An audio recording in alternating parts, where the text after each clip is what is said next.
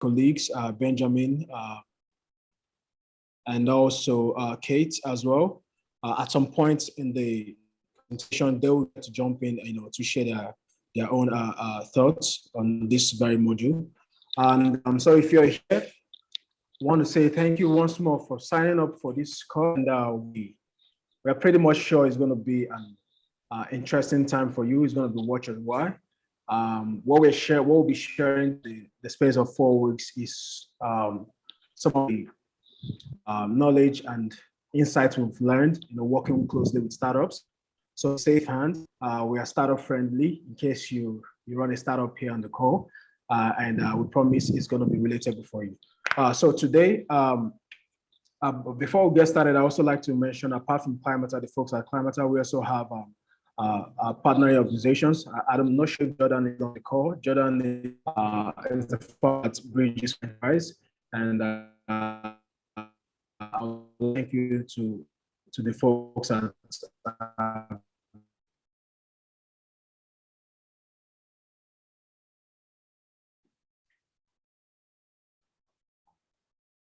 Bridges for Enterprise.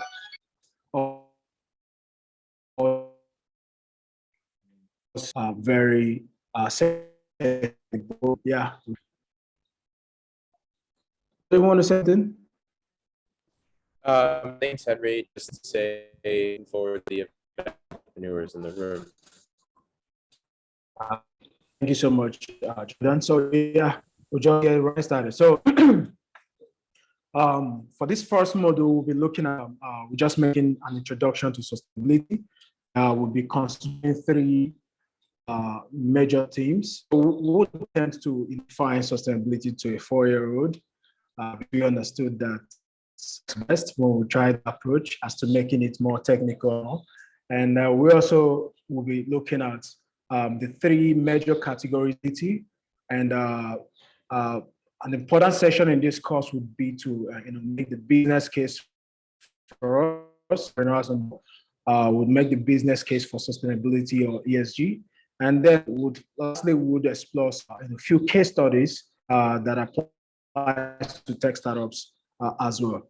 So, so yes, what is sustainability? I mean, I'm sure majority of us on this call are quite aware of, or you must have heard the term sustainability maybe used to explain, economic sustainability and all. But I'll attempt to, explain or define sustainability to us from the perspective of, let's say, when you hear your typical environmentalist talk about sustainability, or your typical activist, climate activist talk about sustainability, or your ESG or sustainability professional talking about sustainability. So this is basically what it means. So Gro Harlem at some point he defined sustainability as meeting the needs of the present without compromising the ability of future generations to meet their needs.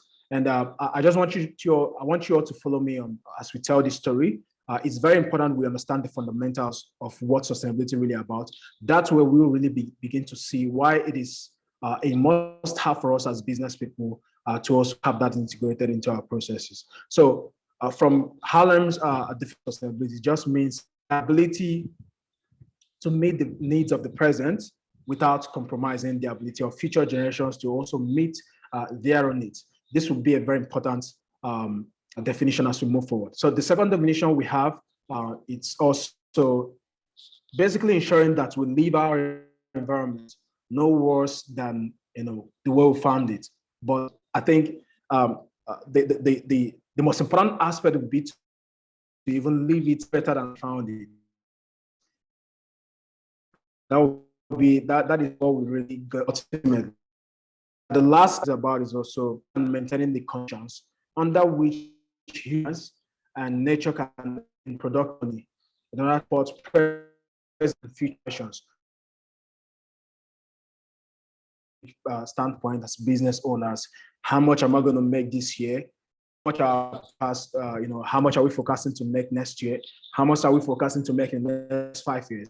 That is also inclusive, at least the way we like to at Climata, is we also consider economic sustainability, but at the same time, we like to also consider what sustainability would mean for us as business people from the perspective of environment, from the perspective of the society, and of course, the governance in the structures behind them. So let's look a little bit deeper. So I'm just going to tell us just through a story with this graph here. So by the way, this graph was by the organization, the Wind ORG, and it tells an interesting. I'm going to explain this a little bit. So what we see on the horizontal axis, on the vertical axis, as we have the one planet with the number of planets that is required to provide needs that is required to provide the needs of our current world. So what that means is, and beneath here, what we have is timelines. So during the early 60s, demonstration was of this initiative, the Earth Day. We needed around 0.9, more than half of resources to cater our needs. It takes a little bit, a couple of years back, a couple of years into the early 1970s, another initiative was also launched because we call it Limits to Growth. And there we identified the global environmental sustainability problem. So a couple of scientists and experts came together and identified what they call, the core global environmental problem that we face on a large scale. And at that point, a lot of conversation was going. Scientists were warning that, hey, we're running out of, we're using much more resources than the Earth can, provide us to solve our problems, or to, produce the materials we're enjoying, or to produce the products, the goods and services we're enjoying. We're over withdrawing essentially, from the Earth's resources. So at that point, conversations was, becoming a lot more high. Fast forward that to some towards the late 1980s, when the Brundtland report was also bettered, and there was where Brundtland, attempted to define sustainability or sustainable development as the world's leading solution strategy. This was a very key defining moment in the discussion around sustainability. But the interesting thing to also note here was that at that point, we needed more than what the Earth resources could give us to cater for our needs as a people. That was a very key problem. Scientists were also trying to make efforts to bring world leaders to the attention of our unsustainable approach to the Earth's resources.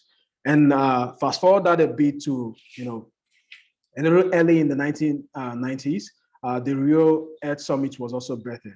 So this was where a group of large number of activists were assembled, politicians, business representatives, and a whole lot more journalists, and media coverage was really available. So the goal was also to double down on the need for us to follow a sustainable path, highlighting some of the events, highlighting some of the problems that we're facing on the global scale. And at the point of saying this, we needed one Earth like we have its plus, one and a half Earth, to be able to cater for our needs. So what this means for you, if you're an entrepreneur, if you're a business person, and you might be in the let's say, in the manufacturing sector, what this means is, as I'm explaining this, I want you to also try to wrap your head around how you source for your materials, your raw materials you use for production and the likes. And even if you're a third-party business that you don't directly source for materials, but in your supply chain, somewhere in your supply chain, an essential raw material is needed to facilitate the goods and services that you offer your customers. It's important we begin to understand these dynamics because they are crucial to everything we do as business people. So you take that a little bit towards the ending of the 90s, start of the 2000s, the Kyoto Protocol was also bettered. And this is also a critical moment where, we try to attempt to come up with solutions that would help us address the sustainability issue we're facing. Meanwhile, I'd like to also point out that each of these initiatives you see here were attempts that have been made in the past to try to, get everybody to be hands-on in terms of addressing the climate crisis we had. Right from when it wasn't so much of a problem, right up until early 2000s when it was becoming very we're having a lot of concerning issues, and we're having a lot of problems out there when it comes to global climate crisis. So I just had to end here. If we try to look into more recent news, more recent conversations going around the climate crisis, we begin to see that we are running out of time essentially, and there's need for us to begin to take action in our different clusters. So for the sake of this conversation today, we'll be focusing on business people and business owners, trying to attempt to see how we can, better equip ourselves as business owners, better equip ourselves as business people. If you're on the manufacturing side of things, or you're just a tech startup, there's a need, there's a gap for you to fill even in the business world. So we'll try to let's look at some categories of sustainability that we have. So this is, I'm sure majority of us on the call have also heard the term ESG. And for us at Climate, we like to define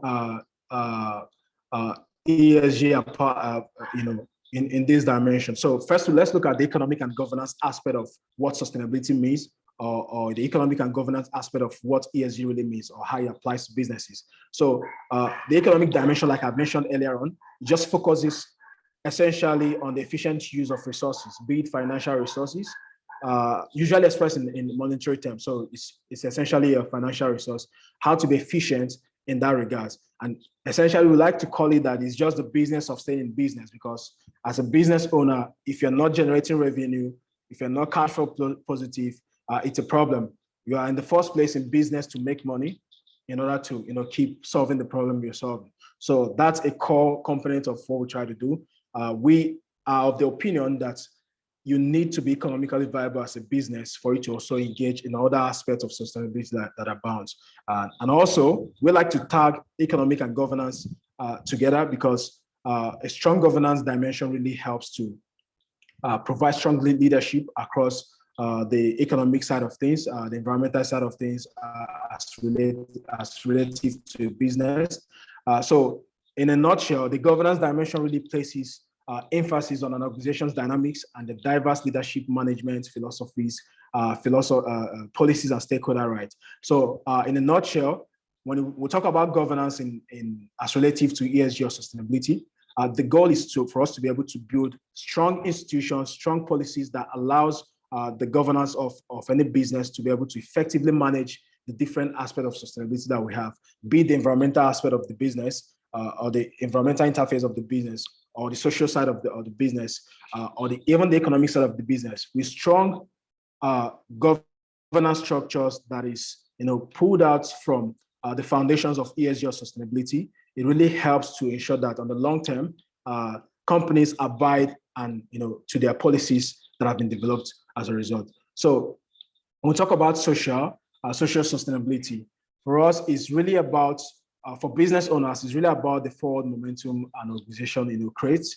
in order to measure how its operations, more importantly, impacts its employees first, then also how it impacts its consumers, and of course the local communities where they are operating as a business. And all while doing this, we also try to ensure that it creates a room for adequate dialogue, and also an opportunity to ensure development happens across boards. So when we talk about social sustainability, I'll tell us for a fact that as a region, I'm sure that most of our participants are predominantly African organizations. And as a region, Africa faces a lot of social, environmental problems, socio-economic problems, which sustainability also provides an answer to, right? So when a company begins to think deeply about its customers beyond just the transactional dimension, when it begins to think deeply about its employees, it gives an opportunity or an avenue to really begin to innovate and improve the livelihoods of these people, right? So beyond just the transactional value that it provides. So that's one thing ESG or sustainability really empowers business owners to, create critical roadmaps, critical frameworks that allows you to think critically about these different human touch points that is associated with your business. And believe me, from what we've seen in the industry, a lot of companies, a lot of startups have been able to innovate their way around customer experience just by focusing entirely on how do they, interface with the human factor that relates to their business. So a typical example we have here is a company called Costco. It's a US retailer company that essentially they pay their employees more than their competitors in the space, right? And what they noticed at the end of the day was that they enjoyed far lower employee turnover rate. And that's a good thing, even in our current space where you are seeing what we call the massive, what's that term again? The massive resignation. We see that a lot happening in the US and across different geographies of the world. So what these guys were able to do was, pay their employees more than their competitors would normally pay. Well, they're able to attract better talent and, more importantly, reduce employee turnover rate. And that's and at the end of the day, they were able to double their sales per employee number, right? And that was more than one of they basically outperformed their competitors in the space. And this is just an example of what getting it right from the social dimension of things really help a business. One of the benefits they get to enjoy, right? Another thing, another angle we like to look at sustainability is from the environmental perspective. So the environmental dimension really concerns an organization's impact on both living and non-living natural systems, which also includes ecosystems, the land, air, and water. Of course, environmental indicators also covers performance related to inputs and also attributes. So for us, we like to define environmental sustainability basically as thinking critically how a company or how a startup impacts the environment, and of course, try to understand us as well, how does the environment impact the business in its operation. So by having that kind of holistic approach to considering environmental factors in a business, it helps you to not first of all prepare and optimize how your impact in the environment, how your operations or business activities impact the environment, helps you to optimize and reduce waste, helps you to optimize and reduce pollution where possible. But more importantly, you can also leverage this activity as a risk management tool that helps you to also try to understand and identify how the environment would impact your business. And in turn, you prepare for those impacts, right? So that's one way we like to look at environmental sustainability from the perspective of businesses. And at this point, I would invite my colleague, Benjamin, to come and walk us through, try to make the case for business sustainability, especially for business owners on the call. Thank you, and over to you, Benjamin. Thank you very much, Harry. Thank you for the deep dive. Thank you for the introduction. That was quite a high-level intro as to what sustainability means, as well as the three core tenets, right? Environmental, social, and governance. Now, for the next couple of minutes, I'll be taking us through how sustainability or ESG affects our businesses. We are going to seek to lay the business case, right? Why ESG is very critical for businesses in today's world, especially focused on the African continent, both non-tech businesses and tech-based businesses as well. So if we look at this diagram right here, we're going to be focusing on two drivers majorly, the financial performance and the competitive advantage that sustainability prefers or offers to businesses in Africa, right? So these are very important things that sustainability would tend to offer for a business once it is being embedded into its strategies, its business model, and then across operations, right? Number one, it improves customer loyalty. Now, sustainability, just like Henry said, the social part of sustainability is very critical, right? So you're able to put your customer at the forefront of whatever you're building, right? So you get to think about their welfare first, how less harmful your product is to them, how less harmful your product is to the environment. And guess what will happen at the end of the day? If you're able to really do this rightly, you're going to witness a lot of customer loyalty. People would associates more with your brand because you're able to put their welfare first, their needs first. Employee relations is also another key factor, right? So we live in a world where businesses are more or less cutthroat, right? We're all chasing revenues and profit margins and all of that. But for a second, if you tend to place your employees as priorities, right, which means putting their welfare first, catering to their needs as prompt as possible, you are going to witness low employee turnover, right? And that is a very huge advantage for every business, right? You want to be able to retain employees as much as possible. You want to be able, and how can you do all of these things? Number one, a very solid remuneration structure, for example. You want to maintain a very open communication with your employees as much as possible. You even want to go as far as setting up a very core grievance mechanism, right, where employees can hear their views about whatever they think about the business without the fear of, being laid off or being penalized, right? And then we have innovation. Innovation is at the center of sustainability, right? It reconfigures your idea as to how to, innovate around your product or your service, right? And then media coverage. If you tend to do sustainability right, as against a lot of things we're seeing today, sadly in the space, we're witnessing a lot of brainwashing in the space. If you're able to do sustainability right, it is without a doubt that, your brand or your business would have a lot more value, or will speak to a larger audience than the traditional form of communication, for example. And then operational efficiency. One of the core tenets of sustainability is circular economy, for example. And one of the most important things about circular economy is you're able to design out waste, right? So as much as possible, sustainability or ESG helps you look into your processes end to end, whether you're in the logistics space, you're in the manufacturing space, you're in the SaaS business model space, you're able to look at your entire operations and be able to weed out whatever wouldn't make your business run as efficiently as possible while mitigating costs and maximizing revenue as much as possible. Then risk management is a very critical risk management tool, actually, that it prefers for business owners out there, because you're able to look at or analyze risk from the perspective of environmental, social, which includes your supply chain, your employees, your customers, and as well as governance, right? Governance, we're talking about regulatory hurdles.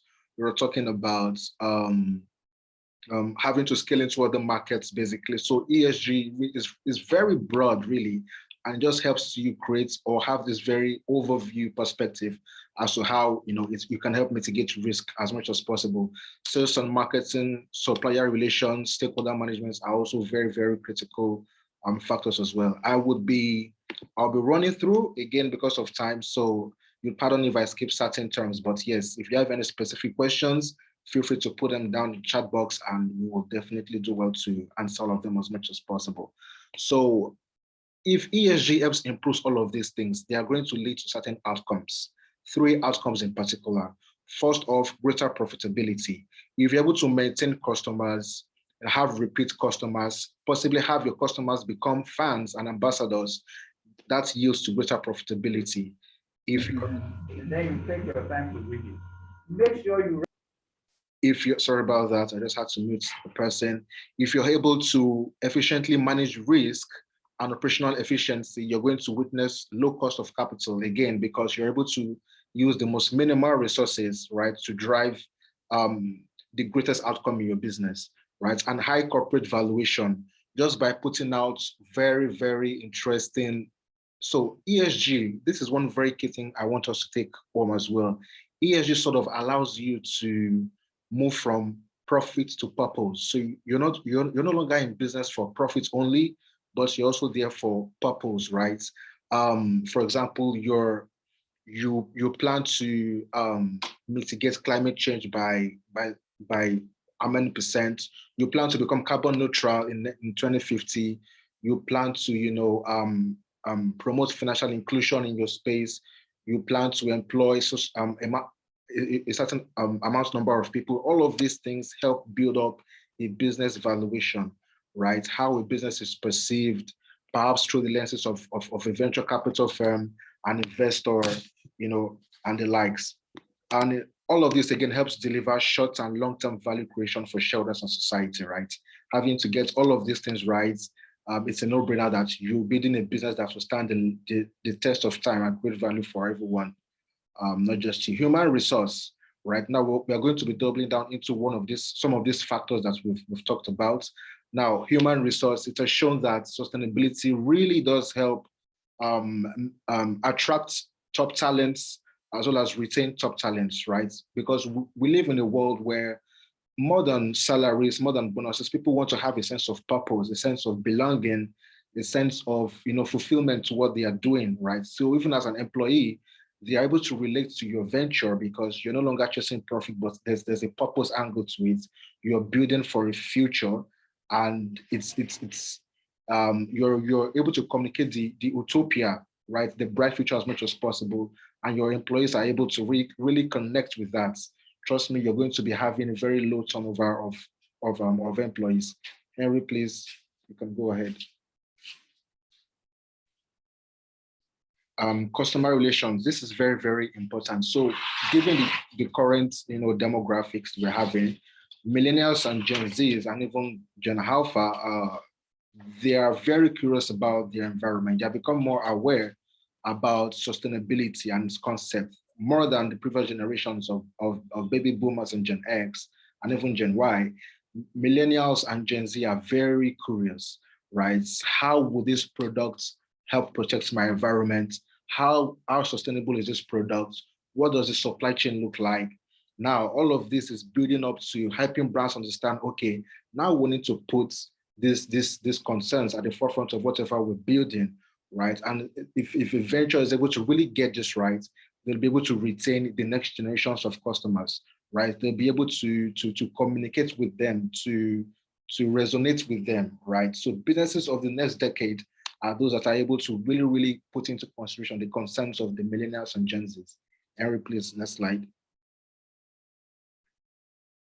And we have fundraising. Yes, I'm sure quite a couple of us on this call are either VCs, private equity players, or even businesses who are considering fundraising at some point in their venture. Now, sustainability from the aspect of an investor helps, it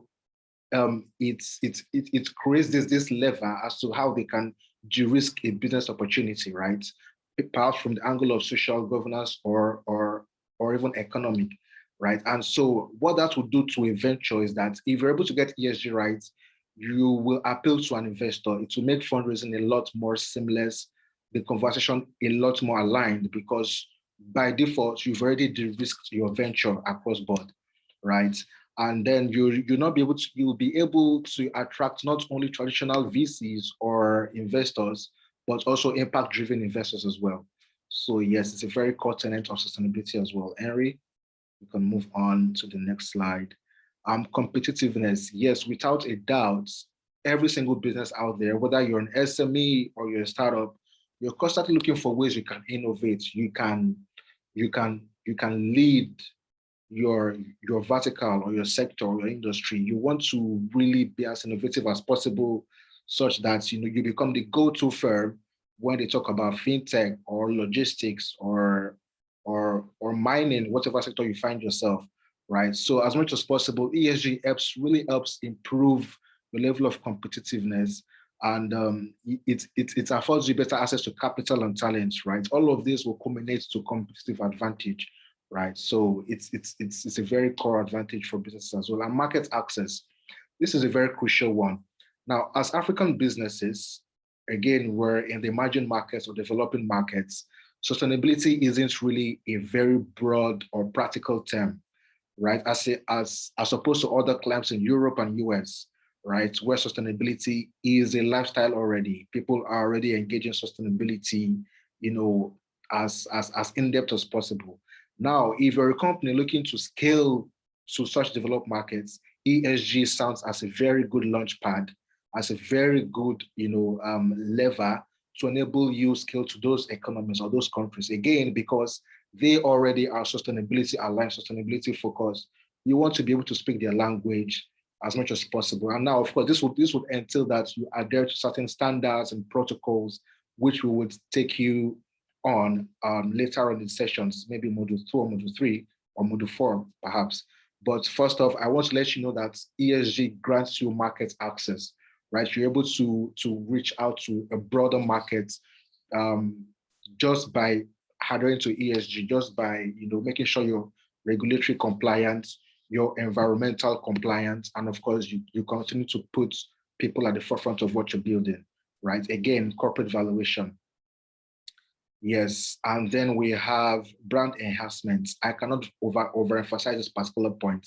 If you look at the case study we have on the left side of the screen, this is Unilever's 3 big goals, right? They want to help more than 1 billion people improve their health and well-being. They want to have the environmental footprint, and they want to enhance livelihood of millions of people. Now, out of these 3 boxes, we didn't see anywhere where they talked about increasing revenue by 20x or by 150x, right? Now, they are centering their entire goal, their purpose on people, on the environment. Now, what will this do to customers?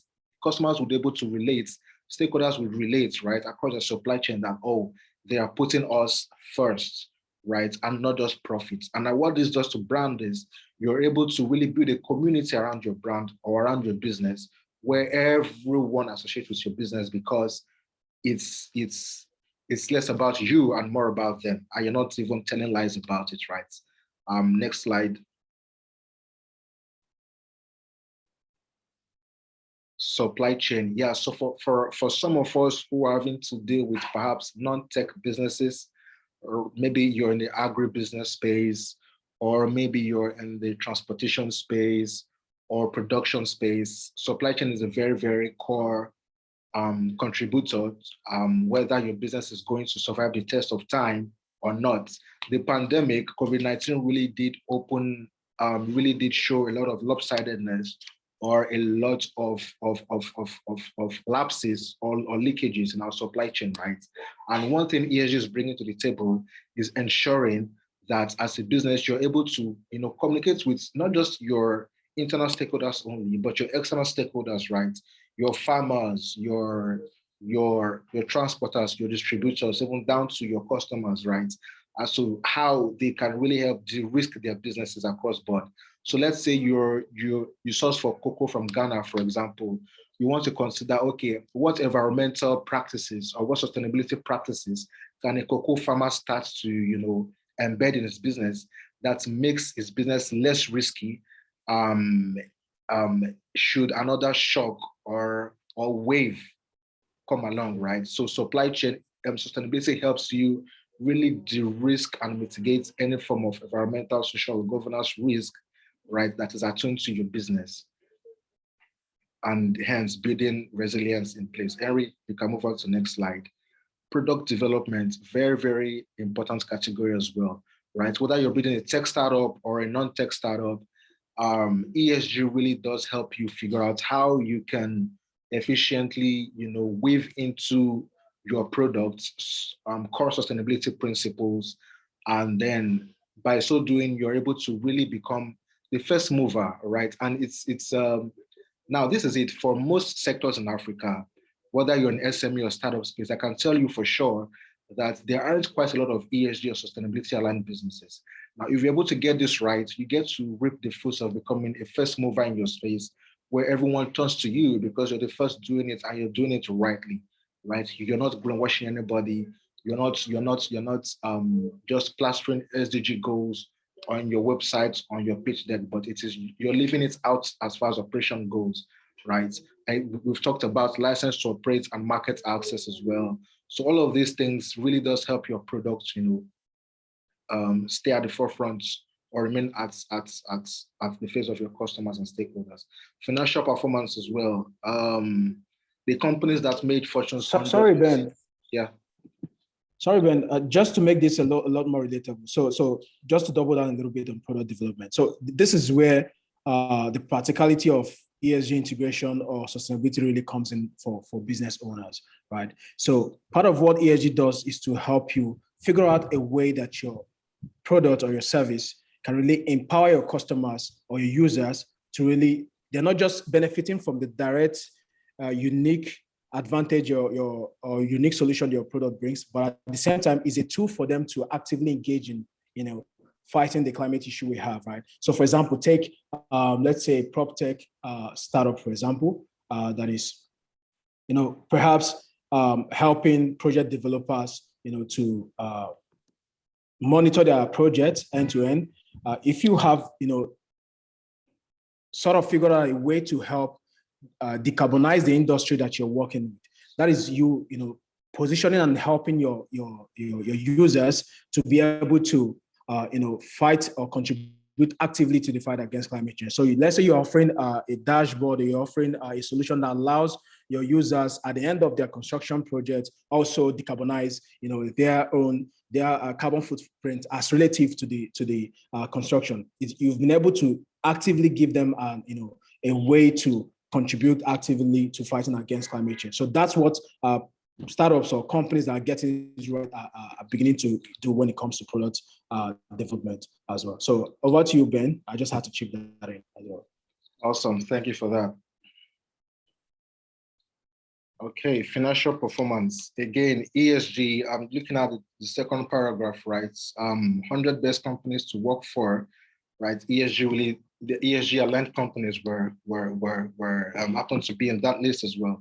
So in a nutshell, we've talked about, if you remember the previous charts we put up, where the NYU Stern charts, right? All of those operations, from customer loyalty to brand enhancement to operational efficiency, all of that really does build up to increasing your financial performance over time, right? And it's one of those very core advantages to have as a business as well. Henry? Your regulatory environment, very critical. Unlike other climes like Europe and Northern America, Africa seems to be a bit slow in terms of regulation and as far as ESG is concerned, but I can tell you for sure that certain stakeholders are already picking up pace as regards, making sure that businesses and organizations are adhering to sustainability as much as possible.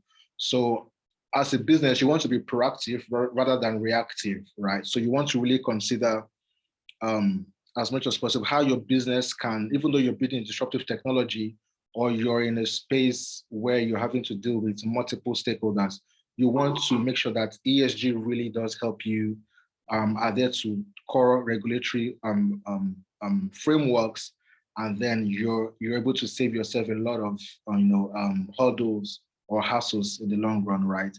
VC-backed companies, for example, frequently use disruptive technology or business model that are not adequately regulated by existing legal frameworks, right? So again, it really does help you reduce negative impact as much as possible.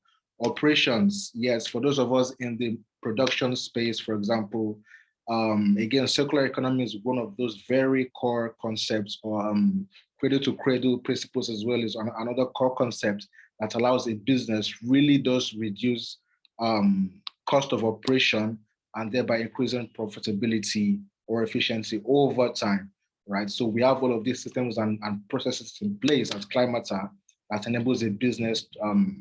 We look at the business end to end, right? From sourcing up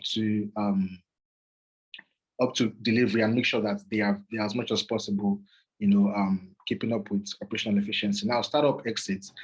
In Africa, we've had quite a few startup exits as expected. Again, we're quite a fairly new ecosystem, but I can tell you for sure that one of the most important things that will be happening would be to see that startups that are ESG aligned would find it easier to IPO their companies, for example, on the public exchange, right? So in the US currently, SEC has really doubled down on sustainability aligned companies, right? And we're seeing that trend constantly coming to the Africa space, right? Where businesses will be very, very much mandated that they be ESG aligned, right? And then all of the competitive advantage would follow suit. Henry, if you have anything to say in this slide as well, you can chip in before Cynthia takes it from here. Yeah, so yeah, I mean, I believe as business owners, founders, especially on the call, one of the core things we see when we begin to engage investors is, hey, what's your exit strategy? So for typically how that works for those for founders in the space is you see folks raising a later round or a later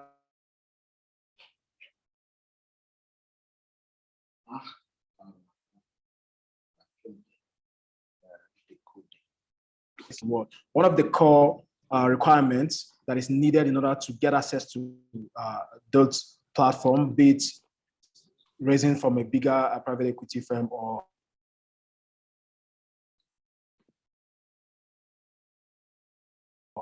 as a startup or as a company that hasn't thought about this even from the early stage, it's not at that point of exiting that you start thinking of this, right? So this is one of the reasons why it's also important. You see ESG or sustainability as something to start considering even at a very earlier stages, so that you can begin to prepare measure things accordingly. So I'll tell you for sure here that for investors, ESG or sustainability is seen by them as a risk management tool. So an investor wants to know, hey, how would climate change impact this logistics startup I'm trying to invest in?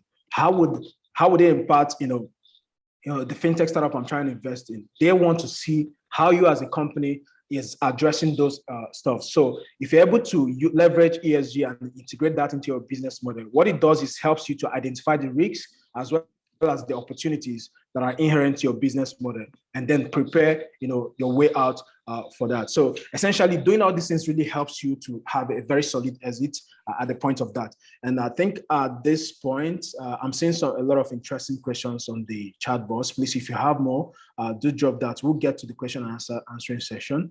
And at this point, I would like to invite my colleague Kate to come and take us through on a very interesting case study by Airbnb.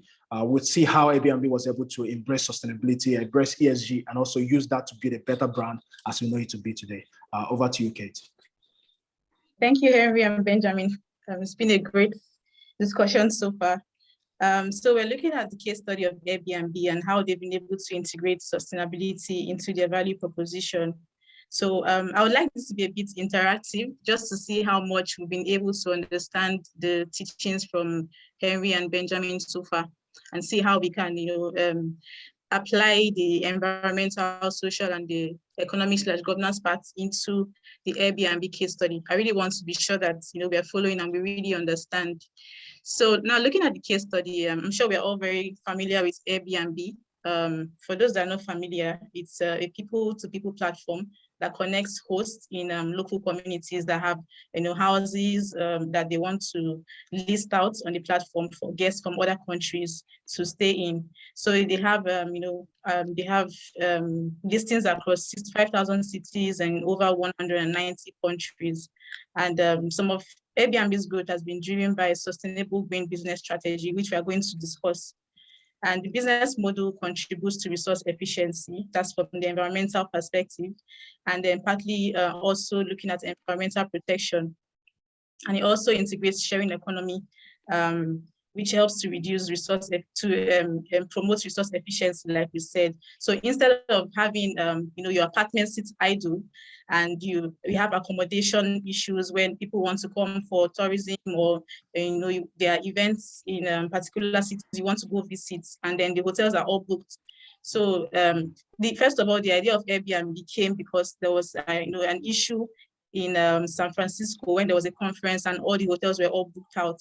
So the founders of Airbnb, they saw this as a problem that they also faced, and then decided to bring up a sustainable solution. So normally when you have an issue like that, the hotels in the city are booked. Obviously there's a demand for construction of new hotels. So rather than have that, the Airbnb co-founders decided, why not make people that have accommodations, put out their houses for listings where people can also go there and manage resources better. So you don't have to go and construct new properties. And this model was also adopted in the Rio de Janeiro Games in 2016, where invented the construction of 257 new hotels because they had 17% of the population coming in using Airbnb accommodations. Henry, please, could you go back to the previous slide?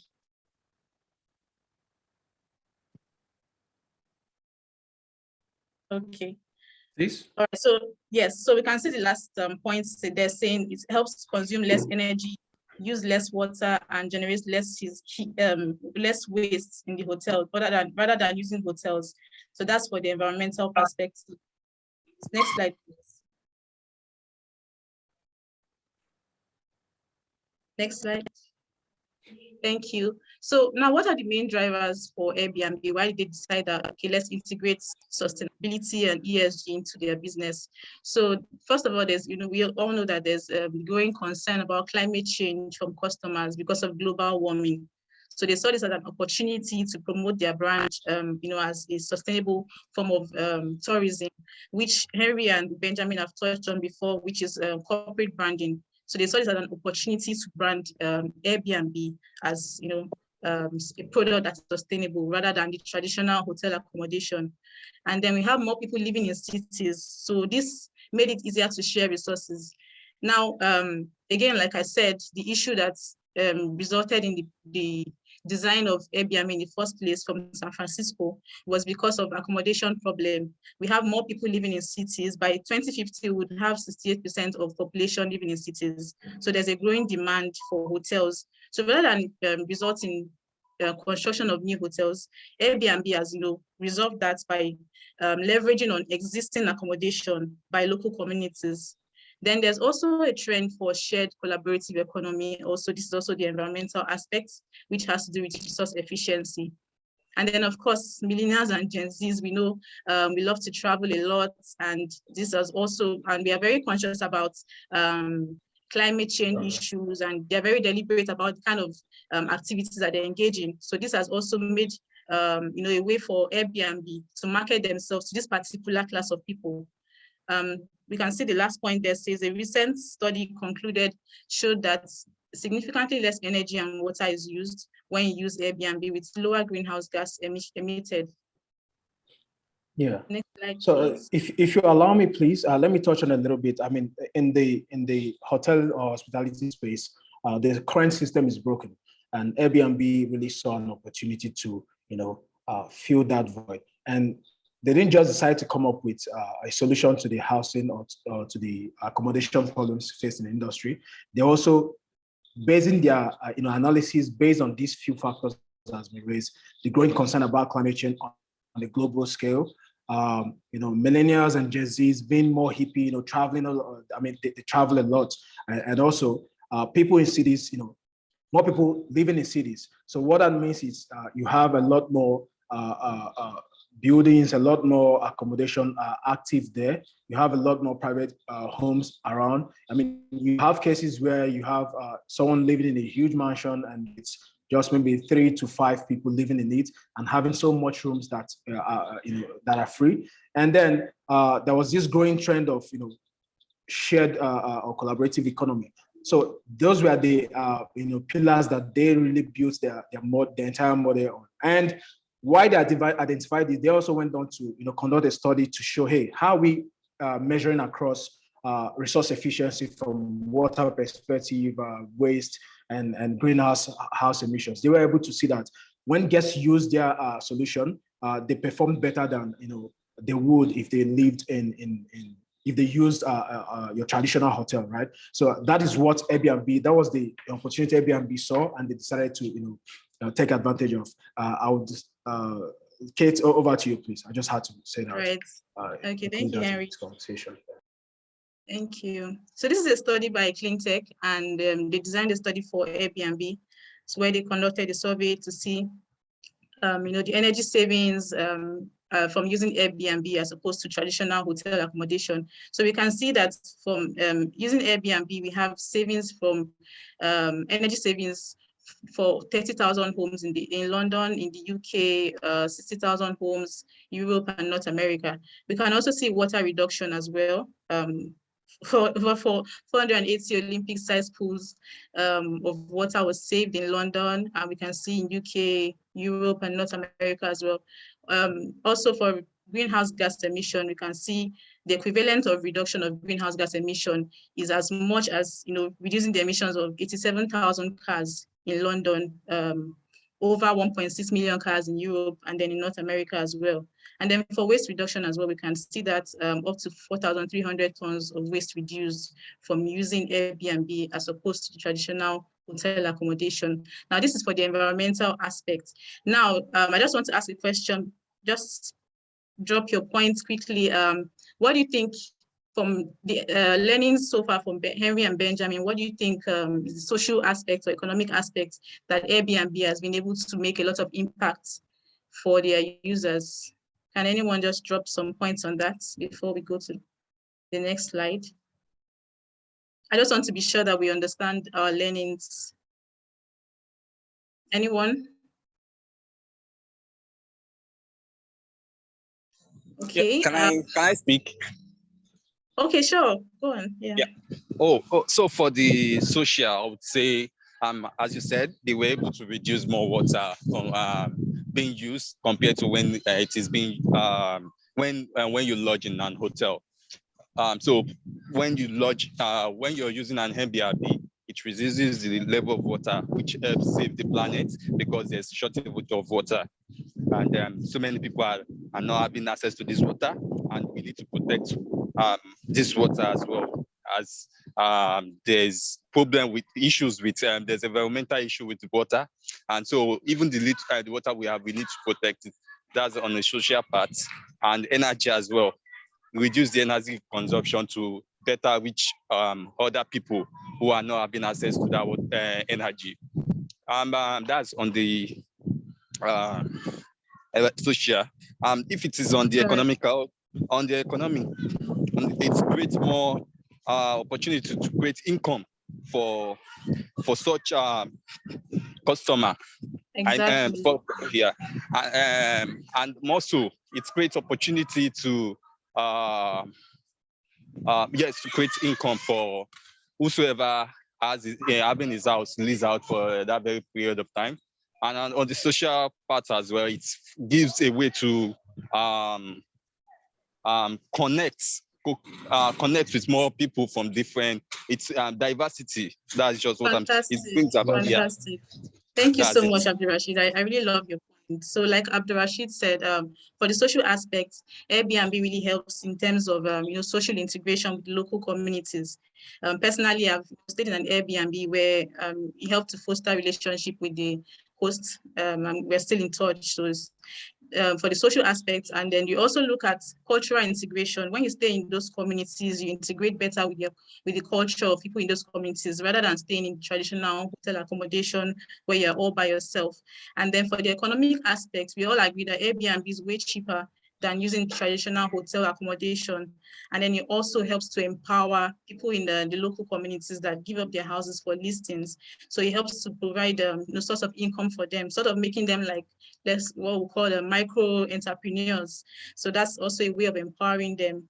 And then so for the social and economic aspects, we'll stop there because we're pressed for time. Next slide, please, Henry. Okay, so this is just like a summary to cap how Airbnb has been able to use sustainability to strengthen its unique value proposition. So we can see that it's been able to align customer needs. Like we said, customers want more sustainable method of traveling. So it's been able to align that by providing sustainable travel practices, and then not just internally, but externally to host communities in those areas. And then Airbnb hosts proactively to make their listings greener by strengthening the value of the brand. They've also committed to going net zero by 2030, and they're also encouraging their, host communities that provide their houses for listing to also adopt sustainable initiatives into their houses, like renewable energy, and then methods to reduce water usage. And then they also work with local communities and NGOs to support sustainable initiatives and help cities to scale up accommodation by providing temporary housing. Like we said, it prevents the need for creation of more accommodation or more new property development. 72% of Airbnb guests, use the platform, according to a survey, basically because they see it as a form of more sustainable method of tourism, which again goes back to corporate branding, like Henry and Benjamin mentioned. So I hope with the case study, we've been able to reinforce the learnings, and we've been able to see how the the economic, social, environment, and the governance aspects fits into this case study. So we'll be going to the question and answer section. Thank you. Thank you so much, Kate, for that brief rundown on the Airbnb case model. I would like to say before I call up Benjamin to come and moderate the question and answer section that your typical business person, without considering ESG, would have said, hey, there's a shortage of available hotels for people to rent in California at the time when Airbnb was birthed. And they would have gone ahead to, hey, you know what, let's build lofts, let's build skyscrapers to accommodate that demand that was already created. But just by thinking thinking about business through the lens of sustainability and ESG, we're able to see how these guys were able to revolutionize an entire industry, not just putting them on a sustainable path, but of course building a it's a unicorn company today. It's worth over $1 billion, right? So, and this is just between the space of less than 10 years, I would say, right? So the point here is that ESG really gives you that competitive advantage and also gives you the opportunity to innovate on a massive scale, in any industry you find yourself in. So at this point, I would like to invite Ben to come up and, anchor us or moderate the question and answer session. Awesome. Thank you very much, Henry. I know that we are quite very lean on time, but hopefully we can keep this under 10 minutes and then we can let everyone leave. So if you're able to stay for the next 10 minutes, thank you. So I'm going to pick the first question from Piranto. And the question goes thus: is there a standard ESG dashboard that organizations and or businesses have to use, or one will need to develop their own? Yeah, very good question. Thank you for pointing that out. So, Piranto, this is it. We like to tell people that ESG is not a one size fits all approach, right? So, of course, depending on the industry you find yourself, there could be dashboards that allows you to measure, simple things like carbon emissions, energy use, waste and the likes. But the way we like to look at ESG is that considering critically every business as a standalone, as a new entity entirely, we get to develop systems, performance systems, measurement systems, and metrics that is applicable to the business. So using different standards, of course, we're able to identify core material issues that poses a risk, and of course that also poses as an opportunity for the business, and they use that to create a custom dashboard, a custom metrics that you can monitor and measure over time. So yeah, I wouldn't say that there is a one size fits all dashboard that I can just point you out to. Of course, there are some of that available, but that is not really how we like to look at this. It's much more beneficial when it is solely focused on the business, critically looking at the business supply chain end to end, and then coming up with metrics and material issues that are applicable to that business. So that's my answer to that question, Ben. Yes, because actually there are a couple of ESG platforms out there, softwares that you can simply look up to start running around sustainability, but we like to be very tailored as much as possible, right? Just so your stakeholders can really relate. So yes, we feel tailored approach. Next question is from Juwon Henry, and is asking, while it is a bit easy to measure the environmental performance of organizations, it does appear the same is not the case for the S and G aspects of ESG. How do you think performance can be measured equally across the three pillars of the subject? So I think this all boils down to process, Ben. You're quite aware of how we how we engage stuff like this. It's all about the process that was used. So for example, one thing we like to do is we first of all identified core standards out there that helps us to really look, we talked about the pillars of sustainability and we focus on environmental, social, and governance. So each of these three core pillars of sustainability, what we do with companies most of the time is to assess how the company interacts with the environment in the case of environmental sustainability, how it interacts and how the environment in turn impacts it.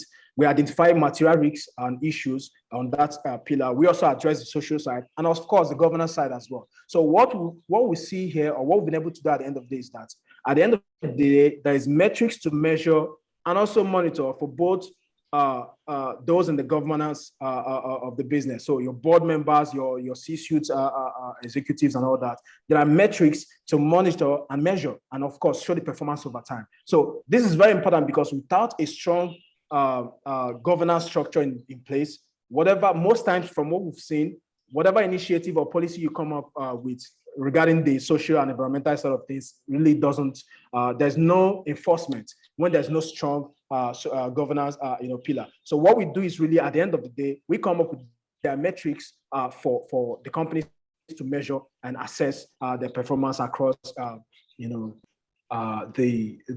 governance aspect of this. So yeah, essentially that, I think that answers the question, right? There is a way there's a way to do it. Again, and this is what happens when you're not following a one size fits all approach. Hey, use this dashboard, and I mean, most times you find out it's not even relatable. Most times they ignore the G side of things because it's something that have to be tailor-made, right? So this approach that we follow really helps us to make sure there's something to measure for each of the three pillars. Thank you. Yeah, for example, for the G aspect, some companies have only C-suites, while some companies have C-suites and then board of directors, right? So we make sure that we include everybody as much as possible into the fold as well. And then just for we utilize key standards, right? Just like GRI and SESB, right? They are very broad standards that take into consideration both the E, the S, and the G parts as well. Absolutely. Next question is from Maria. So Maria is asking, how do we relate ESG to financial institutions? So it's not quite clear the type of financial institutions, but hopefully we can get on the board. I'm just going to try to attempt it generically. So I'll tell you, for example, in Nigeria, for example, I'll tell you the financial sector is one of the most advanced when it comes to sustainability standards and all that.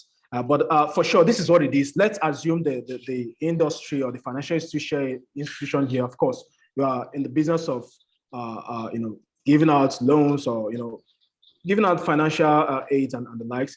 The point is, like I said earlier on, investors, what we've seen so far throughout our journey interacting and working with investors is that they, especially those that are impact focused, they see ESG or sustainability as a risk management tool. So what that means is that if I'm going to be considering investing in a company or giving you money to do business, for example, I would like to see how you're addressing the core ESG or sustainability material issues that applies to your company, right? I would like to see how you're addressing that. Have you thought about it? What are you measuring? That's when it start asking you questions as to what you're measuring, what metrics, show the report over time and the likes. The point is to make sure that to ensure that at the end of the day, I'm not giving you money to go do business, which of course is probably a very good business idea, but just because you are not considering how the climate impact or the climate problems you are facing would impact your business, because of that, I will lose my money, right? So just look at it this way. In terms of financial institutions, ESG can be a very important and critical tool, risk management tool that helps them to further improve their due diligence process when it comes to giving out or engaging in financial transactions. Awesome. Thank you very much, Eri. I think we can take one more question and then we can start to wrap it up because of time. So Topo is asking, do you have African case studies for more relatable content? Oh yeah, so this is a very interesting one. In fact, this is one of the things we're trying to do with most of us on this call, right?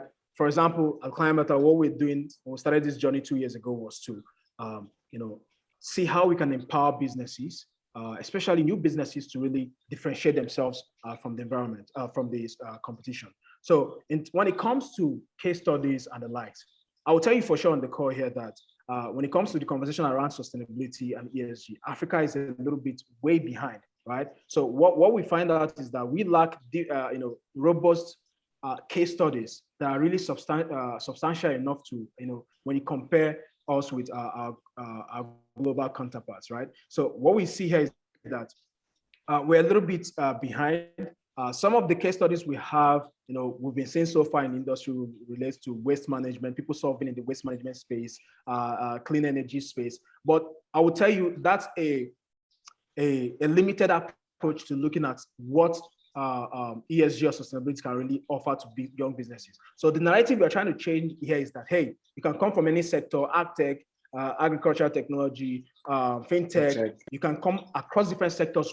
There's a way for you to position your business, to reflect sustainability. I mean, I can't point categorically to any African case study, let's say in the fintech space, but I could tell you what Stripe is doing. I could tell you what a couple of other fintech platforms are doing when it comes to positioning themselves in the green economy and really taking advantage of what's there, and also reflecting sustainability in their business model. So what we're trying to do here, and what we're urging every entrepreneur on this call is, hey, there is an opportunity for you to also key in and find what works for you, and perhaps be the next case study we can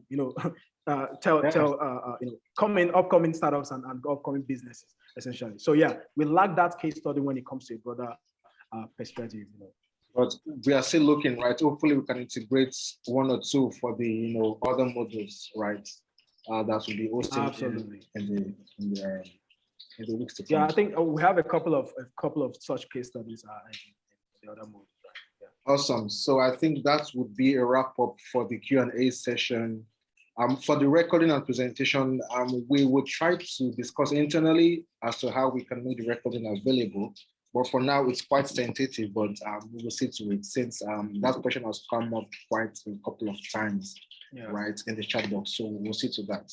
So next slide, that's just... Sorry, Benjamin. Yeah. To add to the case study questions, part of the reason for organizing this as well is to ensure that African startups are able to meet up with what is going on in the developed world, in the Western world.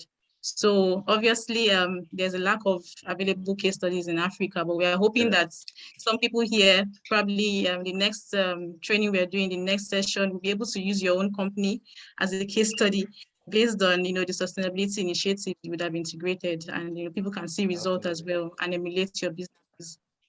Absolutely, yeah, exactly. Thank you, Kate, for that. And okay, for the module exercise, the questionnaires have been reposted on the chat box. It consists of 10 questions, very short, very simplified. They are basically things that I've touched on, areas touched on, as well as Kate, just to help you refresh and better gauge your understanding of what this module is about. So for the next 3 weeks, we're going to be taking you through module 2, 3, and 4, and it's a lot more impactful, very, very deep dive information, lots of data points, and as well as how we can start to engage ESG across whatever sector we're playing in, right? So yes, it's one to look out for. Same time next week, Monday, we will set you back for module 2. Harry, if you have any final words before we call it a day. Yeah, thank you, Ben. I really appreciate it. I want to appreciate everyone on the call for making our time to come to see how we can better position our businesses to become much more purposeful, and of course become a force for good for the environment, and of course the people that we serve as businesses. And we're looking forward to further engage you as we progress in this journey for the next 3 weeks. And hopefully at the end of the day, we are hoping to also help you begin that journey, towards integrating ESG into your business model. And I also like to thank our co-organizers, Bridges for Enterprise and Tech Bridge, Tech Invest. It's been a wonderful pleasure doing this with you. And I mean, we share the same phenomenal vision in terms of how we can support African businesses to really be at the forefront of sustainability, and also using their businesses as a force for good for, to solve the socio-environmental problems and the socio-economic problems we face. All right, so we see you all same time next week, on Monday. Thank you so much for your valuable time. Yeah, please feel free to reach out, send in your responses to the feedback form we sent. It's very important for us, and then we'll look forward to engaging further. Thank you. Thank you. Thank you so much.